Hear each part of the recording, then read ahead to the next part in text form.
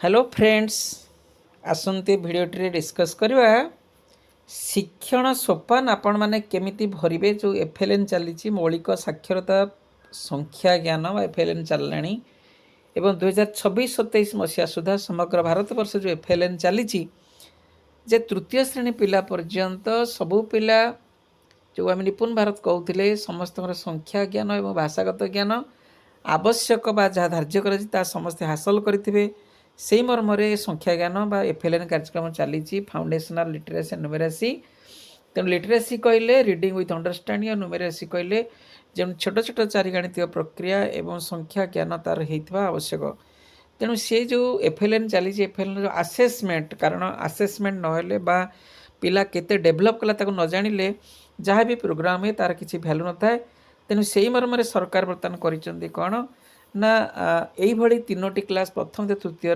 तीनोटी आमर डेभलप करी ओसेपा बा एसीआर डेभलप कर शिक्षण सोपान मौलिक साक्षर संख्या ज्ञान आहारी 2024-25 आप भरिकी देवे तेणु जो से पेजटा को जो बहीटी आपको मिली भरवाई केमी भरवे कौन करेंगे से विषय अनेक शिक्षक क्षेत्र में जापना तेणु भिडियोटे मुझे भल भाव बुझे आपने देखूँ गोटे श्रेणी बुझेले आप सब भिडियो को आराम से करेंगे तेणु भिडियोटी भल भाव प्रथम शेष पर्यटन देखूँ आपर्यंत यदि आमर आप टीचर्स वीडियो चैनल सब्सक्राइब करना निश्चित सब्सक्राइब करूँ कारण टीचर्स वीडियो होची this is the friends of teachers तेणु आपण समस्त समस्या समाधान आपड़ ये चैनल में पाइपर प्लेलिस्ट की जातु आप ऑफिस रिलेटेड कार्यक्रम जिते असुविधा आपंकर फेस कर you can solve by watching the video से सब वीडियो ये उपलब्ध अच्छी से स्टॉक रजिस्टर लॉग बुक हो कि एसएमसी रिजोल्यूशन रजिस्टर सबकि आपरे कि दरमा संबंधी सब तथ्य पाइपर निश्चित रूपे वीडियो को लाइक करूँ सब्सक्राइब करूँ सांग मान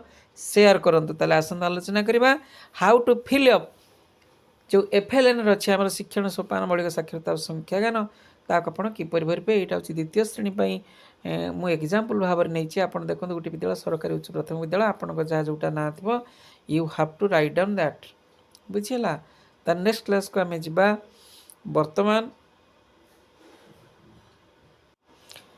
देखो पर पेज थी विद्यालय गणशिक्षा विभाग ये लिखा था शिक्षार्थी नाम एवं डाण पद शिक्षार्थी नाम आपण श्रेणी द्वितीय श्रेणी जी पिला अच्छे आपण ना गुड़ी आप लिखे ये नाटा मुझे सिक्यूरीटी दृष्टि लिभेसी तेणु आम से ना को पढ़ी पार ना तेणु ना आप लिखे गोटे आड़ जिते पिला अच्छा ये स्कूल में मात्र 5 जन पिला 5 जन ना लिखाई आपड़ से 15 जन था 20 जन था तृतीय जन 40 जन था आप द्वितीय श्रेणी लेखार जिते जन पिला थे से ना आपड़ यही भाव में 1 2 3 जो रोल नंबर हिसाब से आपड़ भरवे बुझीला तापर आपण आम से थर्ड पेज को जावा थर्ड पेज रे कौन अच्छी देखो ये मोट 39 40 जन कर देती 20 40 तापर ये इंपोर्टाट कथा जोटा कि आम समस्त पढ़ा पढ़ी निजे बुझा प्रकृति what is the important of this जो पेज देती यहाँ आपण मैंने समस्त भल जानते एज ए टीचर तथापि वी शुड डिस्कस इट आपण मैंने भल जापर कहे शिक्षण शिक्षादान प्रक्रिया मान निर्धारण एक गुरुत्वपूर्ण भूमिका बहन करे प्राथमिक श्रेणी मानक शिक्षण प्रक्रिया किपर होगा उचित ए संपर्क में जानवर एक बलिष्ठ मध्यम हो मान निर्धारण केते प्रकृति में इम्प्रूव आप पिला पढ़ी एणु प्रतिदिन कर शिक्षण कार्य सह मान निर्धारण प्रक्रिया को स्वाभाविक और समन्वित भाव कर तेणु जहाँ आप पढ़ाऊँच तानीत मान निर्धारण हवा दरकार शिखा शिक्षा प्रक्रिया जिते जीवंत फलप्रद हो जिते आम पिला शिखापी सुजोग सृष्टि कर निरंतर मान निर्धारण कर आवश्यकता रही आम कही आगुरी से teacher is now the facilitator तेणु आप बर्तमान फैसिलिटेटर अच्छा तेणु फैसिलिटेटर किपर सुजोग सृष्टि कर पिला लर्निंग हाँपाई से ध्यान दर्शित सहित मान निर्धारण बा आसेसमेंट आम जहाँ कहते आगुरी परीक्षा बा आकलन से कंटिन्यूस चलता सीसीए मान निर्धारण करने पिला माने शिखि कौन समस्यार सम्मुखीन होता तेबे से ही शिक्षक शिक्षण प्रक्रिया को अधिक सुगम फलप्रद करें मान निर्धारण पिला और शिक्षक मध्य सीमित न थाए यह आम शिक्षा व्यवस्था उपर अनेक गुरुत्वपूर्ण तथ्य प्रदान करता है ये जो आम मान निर्धारण करुचे ये केवल शिक्षक से छात्र भितर सीमित नहीं कारण यहाँ आर इम्प्लिकेशंस बहुत अच्छी जमी पुलिस डिसीजन हो कि आगू कौन करवा दरकार देश में ये सब निर्धारण करता है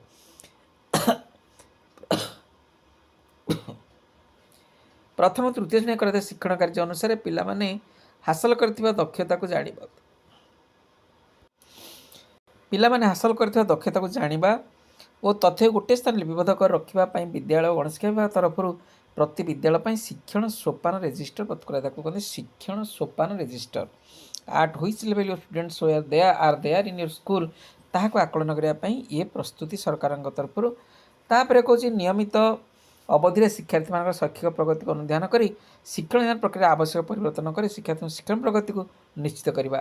ଆକଳନ କଲେ ବା ଆସେସମେଣ୍ଟ କଲେ ପିଲାର କେଉଁଠି ଭୁଲ ରହୁଛି କେଉଁଠି ଠିକ୍ ରହୁଛି ଏହି ରେଜିଷ୍ଟରରୁ ଆପଣ ଆକଳନ କରିପାରିବେ ବା ଜାଣିପାରିବେ ଯେ ପ୍ରକୃତିରେ କେଉଁ ପିଲାର କେଉଁଠି ଦୁର୍ବଳତା। ଶିକ୍ଷାର୍ଥୀଙ୍କ ଆବଶ୍ୟକତା ଅନୁଯାୟୀ ଶୈକ୍ଷିକ ସହାୟତା ଯୋଗାଇ ଦେବା। ଅଭିଭାବକ ଗୋଷ୍ଠୀ ସଦସ୍ୟମାନଙ୍କ ସହିତ ପିଲାମାନଙ୍କ ଶୈକ୍ଷିକ ପ୍ରଗତି ସମ୍ବନ୍ଧରେ ଆଲୋଚନା କରିବା। ଯେଉଁଠି କାହାର ଅସୁବିଧା ହେଲା କ'ଣ ସେଠି ମଧ୍ୟ ଆପଣ ପ୍ୟାରେଣ୍ଟସ୍ମାନଙ୍କ ସହିତ ଆଲୋଚନା କରିପାରିବେ। ତାପରେ ଆସିଲା ଆମେ ନେକ୍ସଟ ଯିବା ଏହି ରେଜିଷ୍ଟର ବ୍ୟବହାର ନିୟମାବଳୀ। ଏଇ ଦିସ୍ ଇଜ୍ ମୋଷ୍ଟ ଇମ୍ପୋର୍ଟାଣ୍ଟ, ମାନେ ଧ୍ୟାନ ଦିଅନ୍ତୁ। ପ୍ରତ୍ୟେକ ମାସ ଶେଷ ସୁଦ୍ଧା ପିଲାମାନେ ମୌଖିକ ସାକ୍ଷରତା ସଂଖ୍ୟା ଜ୍ଞାନରେ ଯେଉଁ ଦକ୍ଷତାଗୁଡ଼ିକ ହାସଲ କରିବେ ସେଗୁଡ଼ିକୁ ରେଜିଷ୍ଟରରେ ଉଲ୍ଲେଖ କରାଯାଇଛି। ଏହି ରେଜିଷ୍ଟର ଗୁଡ଼ିକରେ ସ୍ଥାନିତ ଶିକ୍ଷଣ ଦକ୍ଷତା ଗୁଡ଼ିକ ବାର୍ଷିକ ଶୈକ୍ଷିକ ଯୋଜନା ବା ଏକାଡେମିକ୍ କ୍ୟାଲେଣ୍ଡର ଆଧାରରେ ପ୍ରସ୍ତୁତ କରାଯାଇଛି। ଅର୍ଥ ଯେଉଁ ଆମେ କହୁଛେ ଯାହା ଆମର ସ୍ଥିର କରାଯାଇଛି what is the maximum learning outcome for a student in the second class ବା ଦ୍ୱିତୀୟ ଶ୍ରେଣୀ ପିଲାର ଯାହା ଆବଶ୍ୟକ ଯେତିକି ଜାଣିବା ଦରକାର ଯାହାକୁ ଆମେ କ୍ୱାଲିଫିକେସନ୍ କହୁଛେ ସେଇଟା ସବୁ ଲର୍ଣ୍ଣିଂ ଆଉଟକମ୍ ଲେଖା ହେଇଛି। ଏହି ଲିଷ୍ଟ ଜୁନ୍ରୁ ଫେବୃଆରୀ ମାସ ପର୍ଯ୍ୟନ୍ତ ପିଲାମାନେ ଯେଉଁ ଦକ୍ଷତା ଗୁଡ଼ିକ ହାସଲ କରିବେ ସେଗୁଡ଼ିକ ସ୍ଥାନ ଦିଆଯାଇଛି। ଜୁନ୍ ମାସରେ ପାଠପଢ଼ା ଆରମ୍ଭ ହୋଇଛି। ଆପଣ ଯେଉଁ ଯାହା ନେଇଥିଲେ କନସେପ୍ଟ ଏବଂ ଶେଷ ପର୍ଯ୍ୟନ୍ତ କ'ଣ ତାହା ଦେଖିବେ। ଶିକ୍ଷକ ପ୍ରତି ମାସ ଶେଷତାରେ ସେହି ମାସ ପାଇଁ ପ୍ରସ୍ତୁତ ଦକ୍ଷତା ଆଧାର ମାନ ନିର୍ଦ୍ଧାରଣ କରି ପିଲାମାନଙ୍କ ପ୍ରଗତିକୁ ରେଜିଷ୍ଟରରେ ଉଲ୍ଲେଖ କରିବେ। ପ୍ରତି ମାସର ଶେଷରେ ମାନ ନିର୍ଦ୍ଧାରଣ ତଥ୍ୟକୁ ଆଧାର କରି ଶିକ୍ଷକ ପିଲାମାନଙ୍କ ଉପଲବ୍ଧି ଓ ପିଲାମାନେ ସମ୍ମୁଖୀନ ଆହ୍ୱାନଗୁଡ଼ିକ ଉଲ୍ଲେଖ କରିବେ। ସେପରି ପିଲାମାନଙ୍କ ଶୈକ୍ଷିକ ପ୍ରଗତି ନିମନ୍ତେ ଶିକ୍ଷକ କାର୍ଯ୍ୟନୀତି ପ୍ରସ୍ତୁତ କରି ଲେଖିବେ। ଏଥିରେ ନିମନ୍ତେ ପ୍ରତି ମାସ ମାନ ନିର୍ଦ୍ଧାରଣ ଫର୍ଦ୍ଦ ପଛରେ ଗୋଟିଏ ଫର୍ଦ୍ଦ ଦିଆଯାଇଛି। ଆପଣ ଏ ମାସରେ ଆନାଲିସିସ୍ କଲେ, ମାନେ ଯେଉଁ ନଭେମ୍ବର ମାସରେ ଆନାଲିସିସ୍ କଲେ ବା ସମସ୍ତଙ୍କର ଦେଖିଲେ କିଏ କେଉଁ ପିଲା କେଉଁଠି ଆଗେଇଛି କେଉଁଠି ପଛେଇଛି ସେଥିରୁ ଜାଣିପାରିବେ। ଆମେ ଆଗକୁ ଯେତେବେଳେ ଆଲୋଚନା କରିବା ପ୍ରତି page you can know it better. ପ୍ରତି ମାସରେ ଶିକ୍ଷା ମାନଦଣ୍ଡ ତଥ୍ୟକୁ ଆଧାର କରି ପିଲାମାନଙ୍କ ଆବଶ୍ୟକତା ଅନୁସାରେ ପାଠ୍ୟ ଯୋଜନା ଅନୁଯାୟୀ ଶ୍ରେଣୀ ପରିଚାଳନା କରିବେ। ପ୍ରତି ମାସ ଶେଷରେ ଶିକ୍ଷକ ଦକ୍ଷତା ଆଧାରରେ ପିଲାମାନଙ୍କ ବ୍ୟକ୍ତିଗତ ଶିକ୍ଷା ପ୍ରଗତିକୁ ରେଜିଷ୍ଟରରେ ଉଲ୍ଲେଖ କରିବେ। ଦୈନିକ ଶିକ୍ଷଣ ଶିକ୍ଷାଦାନ ପ୍ରକ୍ରିୟାରେ ପିଲାମାନଙ୍କର ପ୍ରଦର୍ଶନ ଅଂଶଗ୍ରହଣ ଶିକ୍ଷଣ ସାମଗ୍ରୀ ବ୍ୟବହାରକୁ ଆଧାର କରି ଶିକ୍ଷକ ପିଲାମାନଙ୍କ ପ୍ରଗତିକୁ 4ଟି ପ୍ରତୀକ ମଧ୍ୟରୁ କୌଣସି ଗୋଟିଏ ପ୍ରତୀକ ଦ୍ୱାରା ଦର୍ଶାଇବେ। ଏଠି ଅଛି ସିମ୍ବଲ ପ୍ରତୀକ, 4ଟା ସିମ୍ବଲ ଦିଆହେଇଛି। ପିଲା କେଉଁ ଲେବୁଲରେ ଅଛି କେଉଁ ସିମ୍ବଲରେ ଅଛି ତାହା ଜାଣିବା ପାଇଁ ଏଥିରେ 4ଟି ବ୍ୟବସ୍ଥା କରାଯାଇଛି। କ'ଣ ନା ସିମ୍ବଲର ତାହେଲେ କ'ଣ ଅଛି, ଶିକ୍ଷକ ପିଲାମାନଙ୍କ ଶୈକ୍ଷିକ ପ୍ରଗତିକୁ ତଥ୍ୟକୁ ସଂକଳନ କରିବା ପରେ ପିଲାମାନଙ୍କ ବ୍ୟକ୍ତିଗତ ଶୈକ୍ଷିକ ଆବଶ୍ୟକ ଲକ୍ଷ୍ୟ କରି କାର୍ଯ୍ୟକ୍ରମ ପ୍ରସ୍ତୁତ କରିବେ। ଏଥିପାଇଁ ରେଜିଷ୍ଟର ମୁଖ୍ୟ ଦକ୍ଷତା ଉପଦକ୍ଷତା ଆଧାର କରି ମୌଳିକ ସାକ୍ଷରତା ସଂଖ୍ୟା ଜ୍ଞାନ ପାଇଁ ଅଲଗା ଅଲଗା ଫର୍ଦ୍ଦ ରଖାଯାଇଛି, ଯେଉଁଠି ଶିକ୍ଷକ ନିଜର ମାନସିକ କାର୍ଯ୍ୟ ଯୋଜନା ଅନୁଭୂତିକୁ ଲେଖି ରଖିପାରିବେ। ଏଥିରେ ସବୁକିଛି ଦେଇଛି।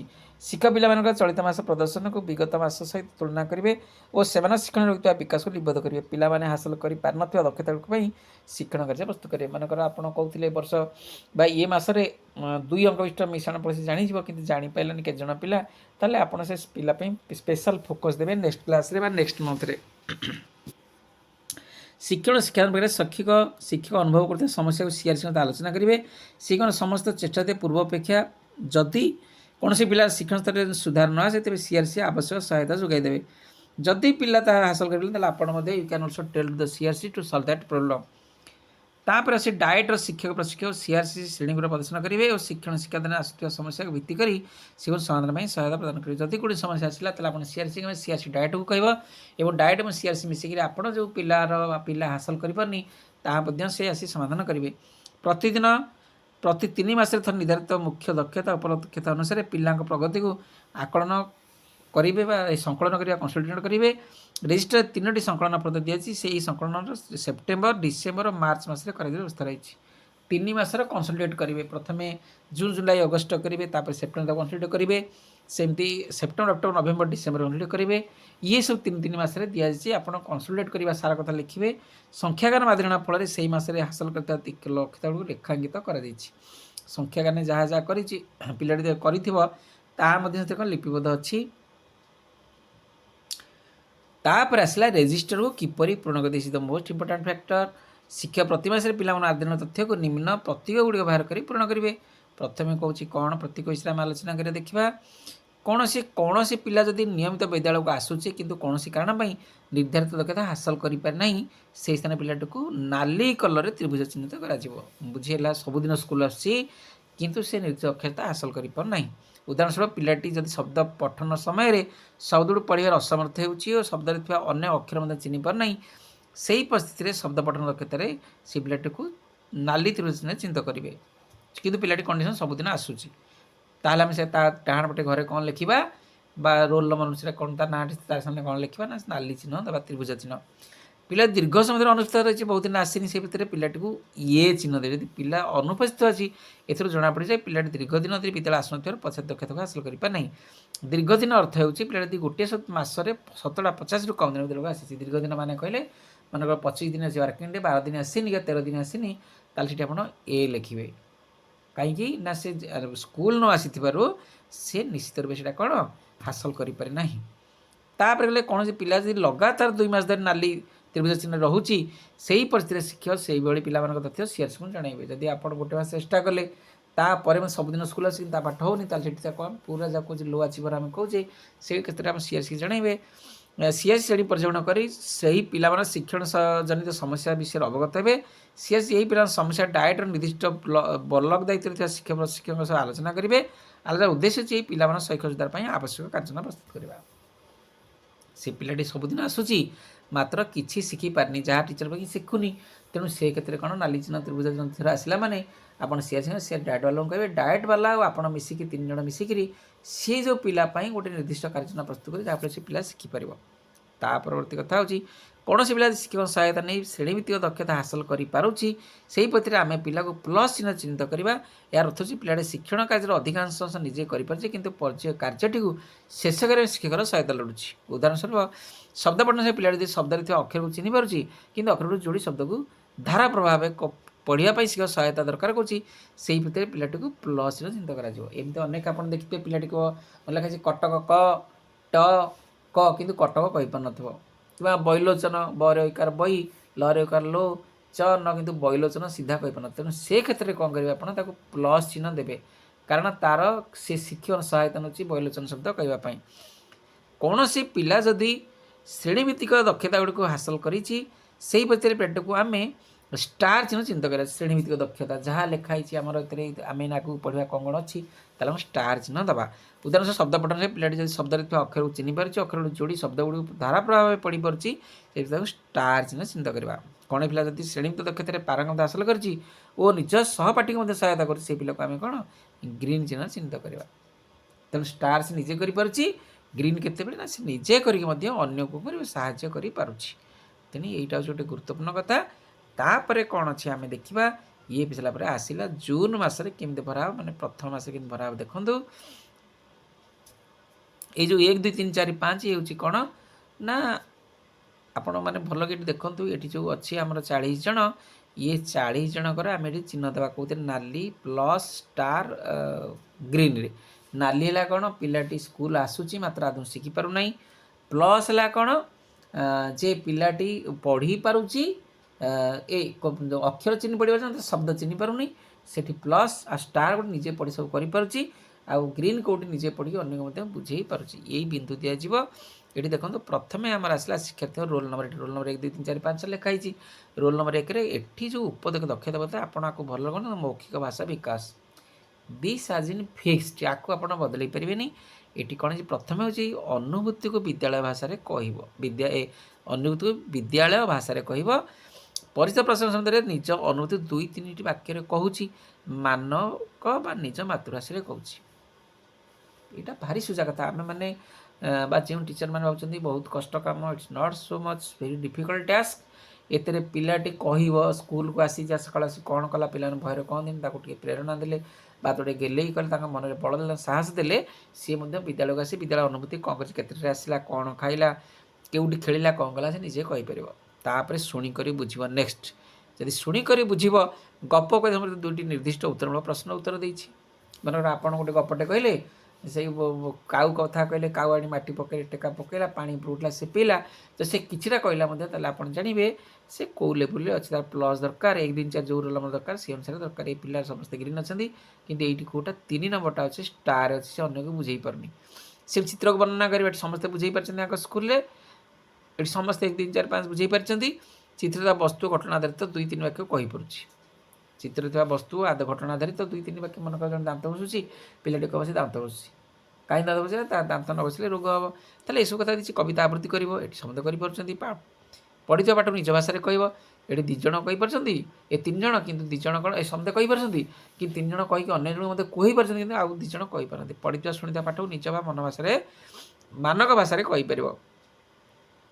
तापसला डी कोडिंग अक्षर मात्रा चिन्ह समस्त अक्षर मात्रा चिन्ह पार समस्ते शब्द पठन 2-4 अक्षर शब्द सरलता करुच्ची समस्ते कर अर्थ बुझी पढ़ा 15-20 पृष्ठ पाठ पढ़ू पाठ को पढ़ी बुझुची और गोटे निर्दिष्ट उत्तर प्रश्न उत्तर लिखुची भारी क्रिटिकाल कथा अर्थ पूरा अर्थ बुझी जाइए। बाघ भालू को माइला से देखिए बाघ कौन भालू को मारिपर जब सी कहला बाघ भालू को माइला बोली मारिदेला बोली ताल जड़े बुझी मन आज जन बाघ को तो भालू को मारिपारनी तार से आउ टे घर कथा भाई बोधे जानी तेणु ये क्षेत्र जड़े बुझी जड़े अन्न को बुझे पाए नाई नहीं बाघ कहीं भालू को मारिपर तेणु से कौन स्टार्स न तो सी बुझुची कि अन्न को बुझीपारू ना। तापर आसला नेक्स्ट शब्द लिखन से 2-4 अक्षर विषय शब्द लिखिपारुची ताले पूरा ठीक वाक्य लिखन शुद्ध कर गोटे वाक्य शुणी कर गोटे सरल वाक्य लिखिपारुची तो ये ग्रीन चिन्ह दिखाई तेणु एगुड़ा सब ये सुझा कथा it's not very big task भारी जो भाविया उचित नुह बा मन में गोटे सन्देह कर आसला देखूँ गणित आसीगला गणित समस्ते स्टार कई क्या कहीपारना वास्तव में गणित भी सब पिला बुझे पारती 2-मात्रिक आकृतिर धार शीर्ष कर्ण चिन्ह कर 2-मात्रिक आकृतिर चिन्ह कर धार शीर्ष कर्ण को दर्शाई पार्टी समस्ते कौन सेमती भूलंब बाहु समांतर तिर्यक सरल रेखा अंकन कर समस्त कर एठी गोटे प्लस देखो ये ये सब दिखाई प्लस ये प्लस माने एमाने कौन एमान को आउ किसी आडिशन दरकार आपण मैंने बुझीपारे ये पिला मानक आउ किसी सपोर्ट दरकार ता भितर से शिक्षक सहायता नौ कौन से काम करें प्लस माने नीड सम बूस्ट किसी दरकार हो 2-मात्रा 3-मात्रा आकृति चिन्हट गढ़ी पार घोषाड़ी होता उभय गड़े घोषाड़ी से संख्या परिचय वास्तव वस्तु चित्र व्यवहार कर 10-10-10 पुंजा पूजा जोड़ा जोड़ा गणना जोड़ा पुंजा 10-10 कर गणी पारुची एथिरे 3टी पिलांकर स्टार अच्छी आउ पिला प्लस माने शिक्षक सपोर्ट लोड होती तेणु ये भाव में आप धीरे धीरे गोटे गोटे सब पढ़े और पिला जहाँ कर अनुसार से रोल अनुसार आप भरी भरी चलिए। ये गोटे पिला देती 2 अंगुष्ठ संख्यार जोग ये गोटे पिलांकर बुझे पारुची आउ 3 जन पिला टीचर सपोर्ट दरकार कर जड़े पिला जड़े पिला निजे कर 2 अंश संख्यार वियोग यहीपरि भाव में आप देखिए जो जो जहाँ जहाँ अच्छी दत्त देती आप सब निजे कौन करेंगे भल पढ़े पिला जो पिला देखले प्लस अच्छी नेक्स्ट क्लास को आप कौन करेंगे स्टार पहुँचे तो ये गोटे नजर करेंगे अच्छे आप मस स्टार देती ए प्लस देते आर मस पुणी कौन करेंगे ना नाली देदेवे ताले आप जना पे आप मिछ कर कि ए मस प्लस देते आर मस पुणी नाली देते आप मिछ कहते ये स्टार देले आर मस प्लस देले तार तो आप संपूर्ण मिछ कर रिपोर्ट जो कर भूल बोली प्रमाणित हम तेणु जिते भी आप भरुंट यू शुड बी कसस जे मसरे जड़े नाली अच्छी माने आर मस को जमी कल से जीव कौन ना प्लस को जीव जदि प्लस 2 मास गला चलो प्लस पर पुणी आप कौन देवे स्टार देवे स्टार पर नाली देवे नहले आपड़ जान पड़ो जे आपड़ सब कौन कर खाली जस्ट सेमती लिखिदी आपड़ धारावाहिक भाव नहीं ना तेरे जून जुलाई अगस्त सेप्टेम्बर मास चलो ये देखो सेम सब जुलाई मसरे पुणी आसला यहाँ भाषा से दक्षता पुणी भाषा आसला ग्रीन ग्रीन जो थे ग्रीन होगा तक मझे आप सी पूरा बुझे बुझे थे स्टार देदेवे देते जना पड़े आप भूल कर बुझिपारे ना तेणु यही भाव में आप भरी पारे it's not a very difficult job किंतु वास्तव कथा हूँ आप जानीपारे पिला माने को अवस्था अच्छा पिला कौन दरकार जो पिला बर्तमान प्लस किपर मुझे स्टार को नेबी स्टार जे कि ग्रीन की नेबी आज नाली जे अच्छी प्रथम मुझे नेबी ना प्लस को नेबी ये कथाटा आरी बहुत बड़ कथा ये समस्त शब्द लिखन वाक्य लिखन अर्थ बुझी पड़ा जिते जहाँ देती आम लर्निंग आउटकम यही सब जो पिलाटी अचीव करेगा ताले आप 100% सक्सेस होगले FLN सक्सेस होगला ये FLN मध्य आप जो नास परीक्षा आसवा परख परीक्षा हम आसंता डिसेम्बर 4 तारिख ताकू साहाय्य कर तो निश्चित रूपे आशा आप भिडियोटी हेल्प कर जो मैंने भरी पाना तृतीय श्रेणी उदाहरण देती आप प्रथम श्रेणी सेमती भरवे और तृतीय श्रेणी मान सेमती भरवे ताले आपको कौन असुविधा होना एवं सुंदर भाव रेकर्ड मेंटेन करूँ कारण जी भी आसवे समस्ते आपण मैंने भावी था 1000 कोटी टका बर्तमान भारत सरकार खर्च कर FLN रे तेणु ये गोटे विधिवत आप रेकर्ड रहा स्कूल सबुदिन रहा समस्ते आसवे या जांच करेंगे और पिला आकलन करेंगे तेणु आज ए टीचर आज headmaster you should very much conscious on this report आपको भल मेंटेन करूँ और निज विद्यालय रखी था जहाँ मेंटेन करेंगे आप पिलांर क्वालिटी हिसाब से मेंटेन करूँ कारण हारी भी निर्भर कर पॉलिसी कौन हम कौन कले पिला जो मैंने पढ़ी पारे पाठ पढ़ा तेणु यहाँ आम समस्ते गुरुत्व भाव आप ने बोले आशा विश्वास होप वीडियोटी आपको हेल्प कर सियोर आदि एपर्तन आप चैनल सब्सक्राइब करना मुझे पुनर्बार कही रखुच्छी आप सब्सक्राइब करूँ बंधु मानक कहतु जेको समस्या आप सम्मुखीन होती निश्चित आप लिखुँ आम तार भिड सुविधा समय सुविधा देखिए निश्चित आम अपलोड करूँ थैंक यू।